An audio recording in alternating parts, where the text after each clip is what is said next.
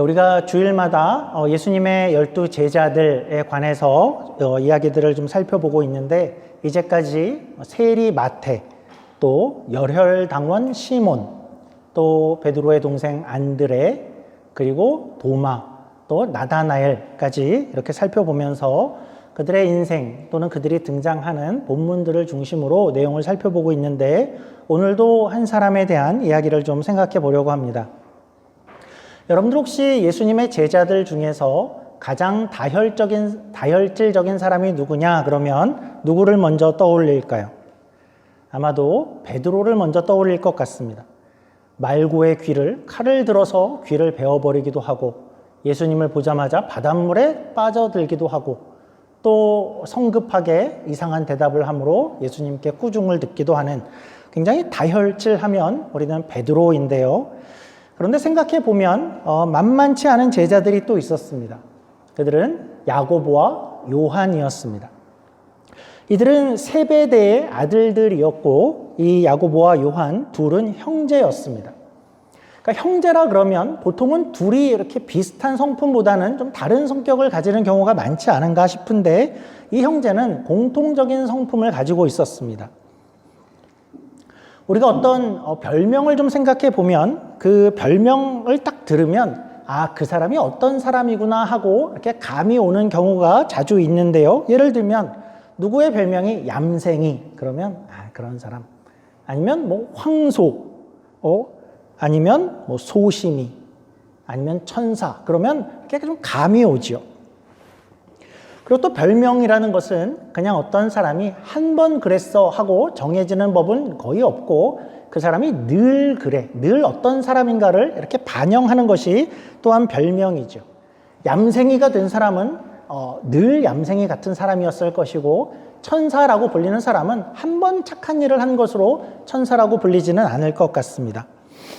이렇게 별명이라는 것은 그가 늘 어떤 사람이었는가 하는 것을 보여주게 되는데, 이 야고보와 요한은 하나의 별명을 가지고 공유하고 있었죠. 이 별명은 누구보다 사람을 잘 아는 예수님께서 친히 지어주신 별명이었습니다. 우리 마가복음 3장 17절을 한번 보죠. 주보를 통해서 또 화면을 통해 보죠. 또 세베대의 아들 야고보와 야고보의 형제 요한이니 이 둘에게는 보아너게 곧 우레의 아들이란 이름을 더하셨으며, 별명이 보아너게라고 합니다. 우레의 아들이라는 뜻이랍니다. 우레, 천둥 그러면 그건 어떻습니까? 갑자기 우와 하죠. 그러니까 이들의 성격이 어땠냐 하면 굉장히 급하고 또 거칠고 역시나 다혈질적인 그런 사람이었다라는 것을 보여주는 별명입니다. 하루는 이런 일이 있었는데요. 이들의 성격을 잘 드러내는 사건인데, 누가복음 9장에 가면 이 시기는 예수님의 아주 초기 사역 때가 아니고 이미 제자들을 오랫동안 이렇게 데리고 다니고 예수님께 많이 배우고 나서 이제 마지막 예루살렘을 향해서 가자 하는, 그리고 올라가던 그런 때 정도에 일어난 일인데요. 누가복음 9장 51절의 말씀입니다. 51절부터 53절까지 읽어보겠습니다. 예수께서 승천하실 기약이 차감해 예루살렘을 향하여 올라가기로 굳게 결심하시고 사자들을 앞서 보내심에 그들이 가서 예수를 위하여 준비하려고 사마리아인의 한 마을에 들어갔더니, 예수께서 예루살렘을 향하여 가시기 때문에 그들이 받아들이지 아니하는지라. 여기는 조금 이해가 좀 필요한데요. 사마리아 사람들이 예수의 일행을 받아들이지 않았는데 이유가 뭐라 그러죠? 이유를 예루살렘을 향하여 가기 때문이랍니다. 아니, 예루살렘을 향하여 가기 때문에 그러면 그렇게 해서 안 받아들인 것이라면, 그럼 이들이 혹시 갈릴리를 향해 가고 있었다면, 이들이 혹시 지중해 연안으로 가고 있는 길이었다면 받아들였을까요? 아마 그럴 수 있었을 것 같습니다. 이 사마리아 지역에 대해서는 아주 긴 역사가 좀 있는데, 오늘은 짧게 한 1분 정리를 좀 해보려고 합니다. 사마리아 지역은 오래전에 아수르라는 아시리아의 그 나라, 이방 세력에게 정복을 당한 적이 있었죠. 점령을 당했을 때 그 나라가 와서 혼혈 정책을 펼쳤습니다. 그래서 사마리아 지역에 이방인들을 옮겨다가 심고 거기서 오래도록 살게 했죠. 그리고 시간이 많이 지나가게 되자 그 땅의 사람들의 피가 섞이게 되어버렸습니다. 그래서 이스라엘의 다른 지역인 유대나 갈릴리 지방 사람들이 보면 저기는 순수한 유대인들이 아니다. 이방인들과 섞인 사람들이다. 그래서 그 지역과 사람들을 무시하고 괄시하고 이렇게 터부시했던 그런 역사가 있죠. 그래서 이 이스라엘의 북쪽이 갈릴리 지방이고 또 남쪽이 유대 지방이고 사마리아 지방은 그 가운데 있었음에도 불구하고 유대인들은 갈릴리와 유다를 왕복할 때에 사마리아 땅을 지나지 않았죠. 그리고 여러분들 보시기에 동쪽편 요단강을 건너서 쭉 돌아서 이렇게 다니곤 했었습니다. 그러면 사마리아 사람들 입장에서는 어땠을까? 이들 쪽에서도 저 다른 이들을 똑같이 배척했었습니다. 그러나 그러면서도 이 사마리아 사람들도 하나님 신앙을 가지고 있었죠. 그런데 문제는 정작 이제 유대 땅에 있는 예루살렘 성전에는 갈 수가 없는 형편이 되어버렸습니다. 그래서 사마리아 사람들은 자신들이 거룩하게 여기는 자신들 지역에 있는 어떤 한 산, 그리심 산에 거기에 성전을 따로 짓게 됩니다. 저 알렉산더 시대, 그 헬라 시대에 그 성전을 짓게 되고 이제 오늘 예수님 시대가 되었을 즈음 약 100여 년 전에 이미 성전은 파괴되고 없지만 이 사마리아 사람들은 여전히 그 산을 거룩하게 여기고 있었죠. 우리가 기억을 되살려 보면 예수님께서 우물가에서 사마리아 여인을 만났을 때 그 여인이 우리 조상들은 이 산에서 예배하라고 했는데요 했던 바로 그 산입니다. 그런데 오늘 이제 이 본문에서 어떤 이들이 와서는 이제 유월절을 지키는 그 시기 즈음이 되었는데 이제 우리가 여기를 지나서 예루살렘으로 향해 가겠다라고 하니 이 말은 곧 어떤 뜻이 되냐 하면 너희의 그 산은 아니야가 되는 거죠. 우리가 유월절을 지키기 위해서는 너희의 산이 아니라 예루살렘 성전으로 가야 돼. 그러니까 사마리아의 사람들은 이것이 이 행렬이 반가울 리가 없었던 겁니다. 그래서 받아들이지 않은 것이죠. 예루살렘으로 향하기 때문이죠. 우리 53절의 뜻인데 53절 다시 한번 보시면 그래서 이런 표현이 있는 거죠. 예수께서 예루살렘을 향하여 가시기 때문에 그들이 받아들이지 아니하는지라이죠. 그런데 이 상황이 되었을 때에 이제 야고보와 요한이 나서게 됩니다. 54절 보죠. 54절입니다. 제자 야고보와 요한이 이를 보고 이르되 주여 우리가 불을 명하여 하늘로부터 내려 저들을 명하라 하기를 원하나이까? 뭐냐 하면 다 죽여버릴까요? 하늘에서 불을 내리겠습니다. 그럽니다. 그러니까 자신들이 그런 능력을 가졌을 리가 없는데 그러면서 이 사람들은 지금 큰 소리치고 나서고 막 분해하는 것이죠. 그런 이들을 예수께서 돌아보시고 꾸짖으셨죠. 예수님은 사역 초반부터 사마리아 여인을 우물가에서 만날 때는 사역 초반인데 그때도 그랬고 지금 오늘도 다른 유대인들과는 다르게 사마리아 지역을 통과하고 계시죠. 예수님이 분쟁을 위해서 거기를 갔겠습니까? 그렇지 않고 사마리아 사람들도 내 사역의 대상이다, 사랑의 대상이다 그런 메시지로 거기를 지나셨던 거죠.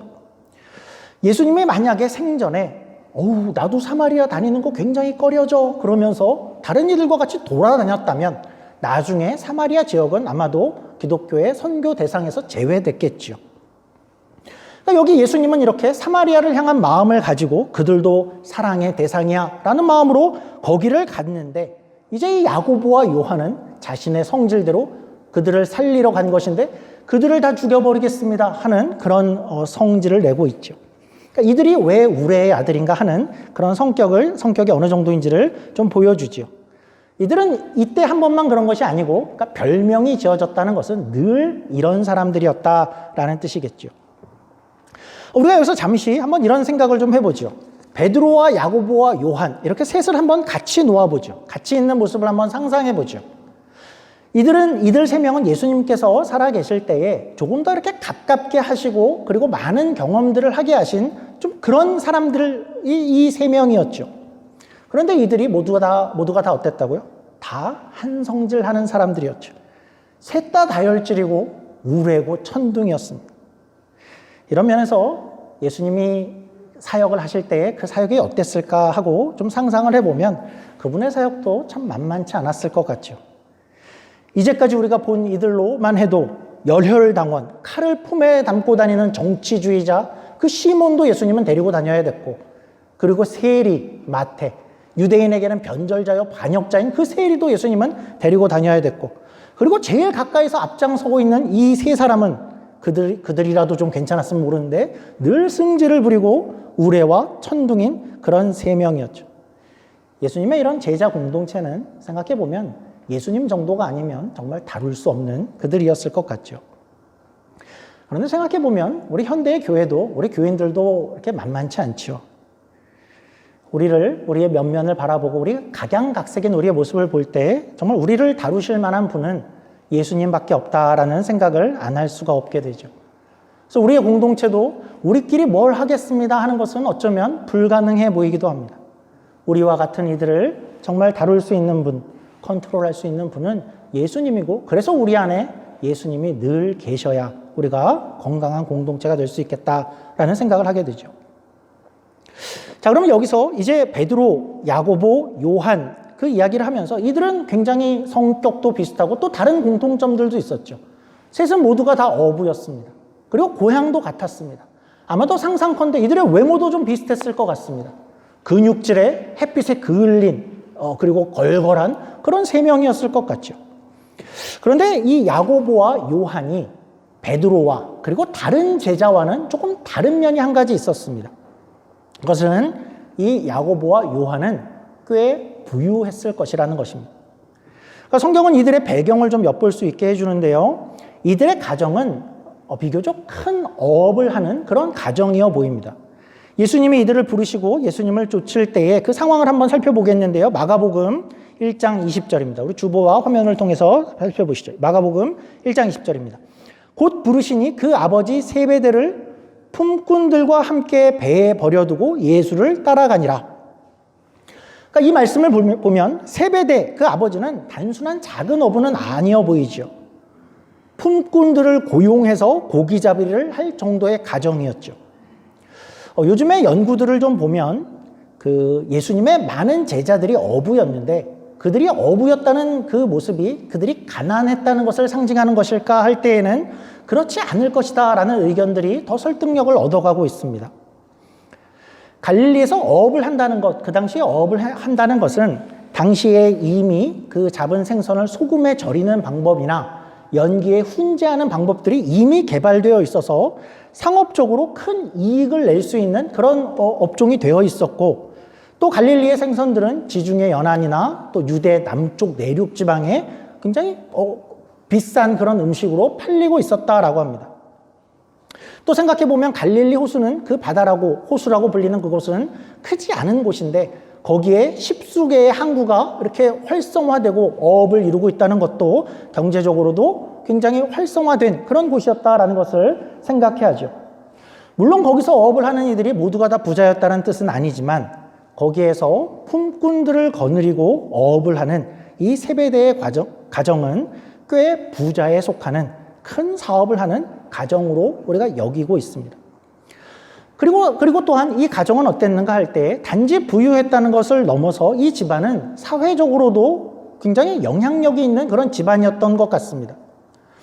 나중에 예수님께서 잡히시고 나서 예수님이 대제사장의 집 안뜰에까지 끌려가는 일이 있는데 거기를 베드로와 요한이 함께 따라가죠. 그러니까 요한복음을 따르면 거기는 어떤 표현이 등장하냐 하면 그들이 대제사장 집 안뜰에 들어갈 수 있었던 것은 요한이 대제사장을 알고 있었기 때문에, 서로 아는 사이였기 때문에 베드로까지 들여보냈다라는 그런 표현이 등장하죠. 그러니까 아무나 대제사장 집들 안에 들어갈 수 있는 것이 아닌데 요한이 그 힘을 쓸 수 있는 그런 역할을 한 것이고, 아마도 요한보다는 그 아버지 세베대가 이러한 영향력을 갖고 있는 사람이었을 것이다 라고 생각을 합니다. 좀 정리를 해보면 야고보와 요한은 이렇게 경제적으로 또 사회적으로 영향력을 가진 그런 집안 출신이었고, 마태복음을 통해서 보면 아버지와 두 아들들이 그 고기잡이 그 현장에서 같이 일들을 하고 있는 것으로 봐서 이제 아마도 야고보와 요한은 아버지의 가업을 이어서 그곳에 어업을 이끌어갈 그런 사람들로 준비되고 있는 그런 이들이었을 것입니다. 그런데 이들은 어느 날 왜 예수님의 제자가 되었을까? 예수를 쫓기로 하고 그리고 쫓다가 아닌가 하고 돌아서지 않고 계속해서 예수를 쫓았을까? 그들은 영향력 있는 가정, 부유했고 가업을 이을 만한 그런 길이 있었는데 왜 그것을 버리고 주를 계속해서 쫓게 되었을까? 그들은 물론 예수님의 기적을 보고 예수님의 가르침을 보고 놀라운 일들을 경험하면서 예수님이 정말 다른 분이구나 하는 것을 발견했을 것입니다. 또 그리고 예수님이 좋았을 것입니다. 그들이 모든 것을 버릴 정도로 그 예수님이 좋았겠죠. 예수님을 그래서 정말 믿기로 했고 따르고 싶고 존경하고 그의 능력에 감탄하고 감격이 있었을 것입니다. 그래서 쫓았겠죠. 그런데 또 한편 생각해 보면 그들은 그 안에 다른 마음도 좀 가지고 있었지 않았을까 우리가 생각해 됩니다. 우리가 이 제자들의 이야기를 하면서 이제 여러 번 언급을 드렸는데 당시에 유대인들이 메시아를 어떻게 기다리고 어떤 메시아를 기다리고 있었는가 하는 것을 몇 번에 걸쳐 이야기를 드렸었죠.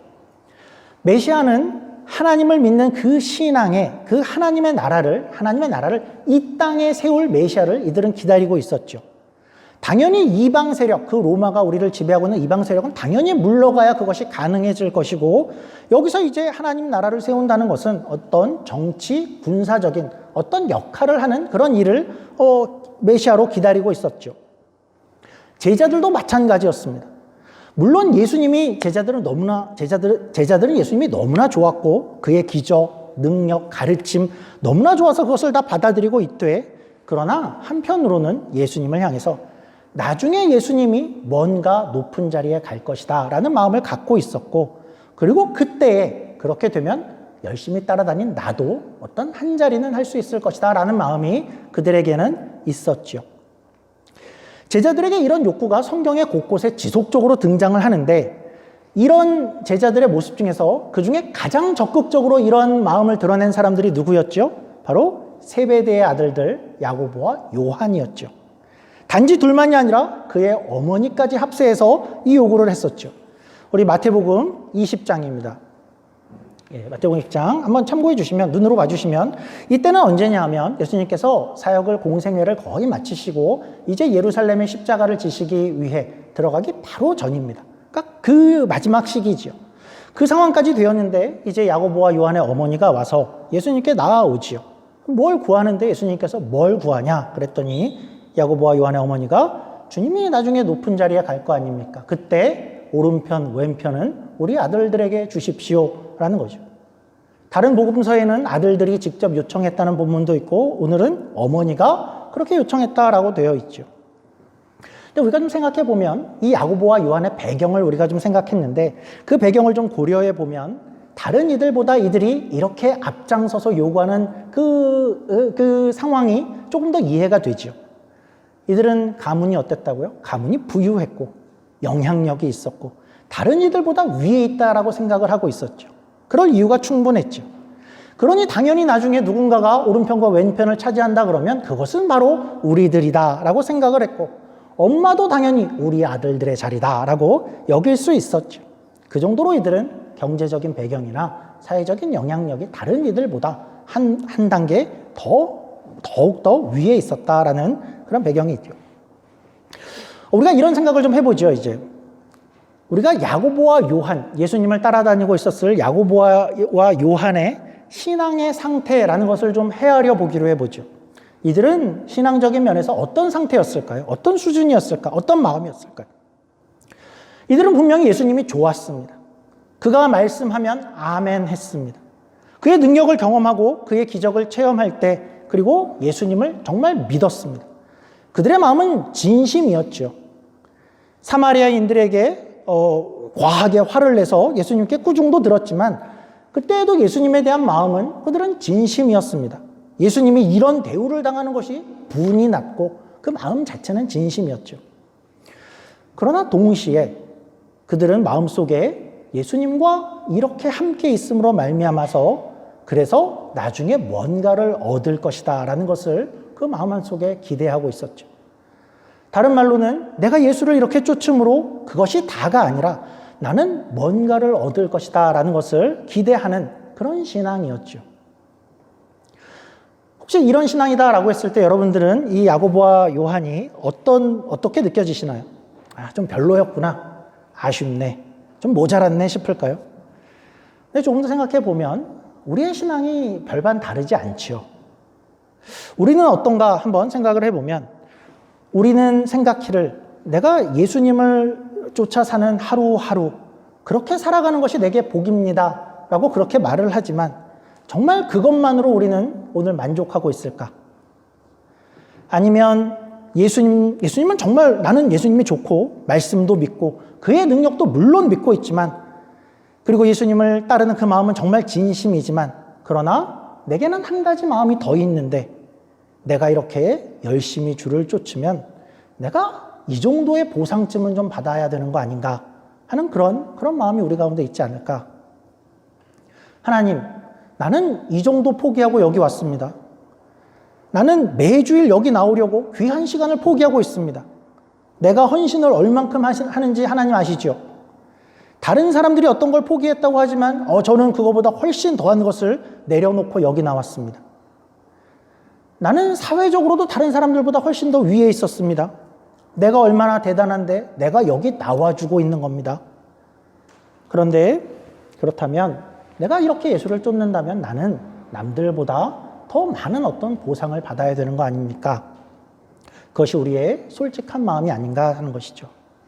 내가 신앙을 가지니 하나님 이걸 해주셔야 되는 거고 내가 기도를 하니 하나님 이 정도는 해주셔야 됩니다.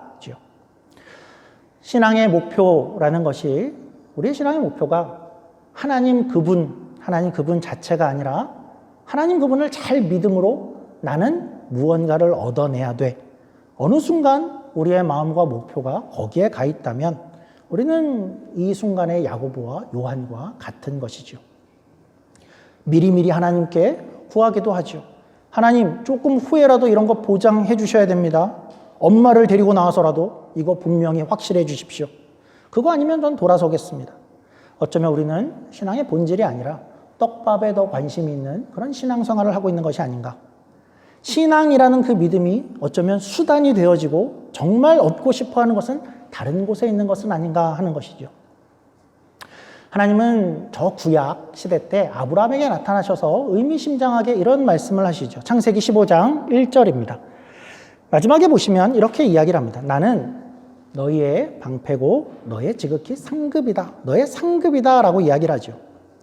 어렵지만 신앙의 핵심은 바로 여기에 있죠. 우리 신자들의 신자들의 목적은 신앙생활을 통해서 무언가를 얻어내는 데 있지 않고 우리의 복은 하나님 자체가 우리의 복이고 그것보다 더 큰, 더 다른 복은 없는 것이죠. 기독교 안에는 소요리 문답이라는 것이 있습니다. 교리를 이렇게 어떤 걸 믿냐 하는 것을 질문하고 답해 놓은 그런 소요리 문답이 있는데 거기에 1번은 이렇게 되어 있습니다. 1번이니까 중요한 것이겠죠. 1번 질문을 이렇게 합니다. 우리 인생에 제일 되는 목적은 뭐냐라고 묻습니다. 그리고 답은 그것은 하나님을 영화롭게 하고 그분을 즐거워하며 사는 것, 즐거워하는 것입니다 라고 얘기하죠. 그러니까 이것과는 다르죠. 하나님을 영화롭게 하고 하나님을 즐거워하고 그리고 나도 내가 얻을 것들은 잘 얻어내고 내 행복을 찾는 것입니다 랑은 좀 다르지요. 하나님을 즐거워하는 것, 그것 자체가 우리의 신앙의 목적이 될 수 있는 것, 그것이 신앙이라는 것이죠. 자, 그런데 야고보의 이야기로 한번 다시 돌아가 보죠. 근데 야고보는 이제 우리의 표현대로라면 예수님이 너무 좋고 진심이지만 그 마음에 또 다른 어떤 것을 얻어내고자 하는 그런 마음도 같이 있는 그런 몇 년을 이제 예수님을 쫓아다녔죠. 이 야고보와 요한만 아니라 엄마도 같이 따라다녔습니다. 그런데 예수님이 어느 날 십자가에서 그냥 죽어버리신 겁니다. 이들은 이후에 어떻게 되었을까요? 제자들은 다 도망갔고 모두가 다 흩어져 버렸습니다. 그리고 이들의 이야기는 이제 성경에서 끝이 날까요? 오늘은 이제 야고보를 추적해 보려고 하는데 이제 사도행전에서 등장을 하죠. 시간이 지나 사도행전에서 야고보는 오늘 함께 읽은 본문처럼 등장을 합니다. 야고보는 늘 요한하고 붙어서 등장하는데 홀로 등장하는 본문은 여기가 유일한데요. 야고보는 제자 중에서 가장 먼저 12제자 중에 가장 먼저 순교를 하게 됩니다. 우리 본문을 다시 한번 제가 읽어드리겠습니다. 사도행전 12장 1절 3절입니다. 그때 헤롯 왕이 손을 들어 교회 중에서 몇 사람을 해하려 하여 요한의 형제 야고보를 칼로 죽이니 유대인들이 이 일을 기뻐하는 것을 보고 베드로도 잡으려 할세 때는 무교절 기간이라. 말하자면 야고보는 아주 많이 달라져 있습니다. 바야흐로 야고보는 하나님이 그의 모든 목적이 된 그런 모습, 그런 사람이 되어져 있죠. 하나님만이 인생의 목적이 된 사람만 할 수 있는 것이 순교겠죠. 헤롯은 야고보를 잡아서 죽이기 전에 분명히 회유를 했을 것입니다. 야고보야, 너 신앙을 포기해라. 그렇게 회유를 했을 것입니다. 어쩌면 야고보에게 야, 한 자리 줄게 그랬을지도 모르죠. 야, 너 살아있을 때 한 자리 원했었다며. 내가 한 자리 줄게 그랬을지도 모르죠. 그러나 야고보는 거기서 저는 하나님으로 충분합니다. 그렇게 되어져 있죠.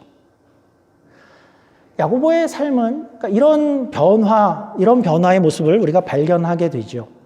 그는 예전에는 주님을 따르지만 그러나 그 중에도 자기가 정말 원하는 어떤 것을 바라고 따랐던 그런 모습에서 그리고 이제 마지막 그의 모습을 보니 이제는 변해서 주님이 나의 모든 목적이 되었습니다 하는 그런 지점에 와 있고 그의 삶은 이러한 여정을 살아온 여정이었죠. 오늘 설교 제목이 뭐였을까요? 오늘 설교 제목이 산티아고 순례길입니다. 산티아고 순례길은 스페인에 있는 순례길이지요. 한국에서도 스페인 민박인가요? 저는 기사로만 봤는데 그래서 한국에서 더 이렇게 유명해졌다고 하고 그것 때문이 아니어도 아주 유명한 순례길이고 여러 길이 있죠. 800km, 700km 여러 길이 있는 그런 순례길인데 갑자기 야고보 이야기를 하다가 왜 이 이야기를 할까요? 여기 산티아고가 산트 이아고, 세인트 야고보, 이아고 스페인어로 야고보라는 뜻입니다. 그러니까 산티아고 순례길은 성 야고보의 순례길이라는 뜻이죠. 스페인에서는 특별히 12제자 중에서 야고보가 그렇게 국민적인 대우를 받는다라고 합니다. 그 이유는 기독교 초창기 시절에 야고보가 스페인까지 가서 이베리아 반도까지 가서 선교를 했기 때문이고 그가 이제 순교를 당했을 때에 그의 시신을 스페인까지 가지고 와서 거기에 안장을 했다라는 교회의 전승 때문입니다.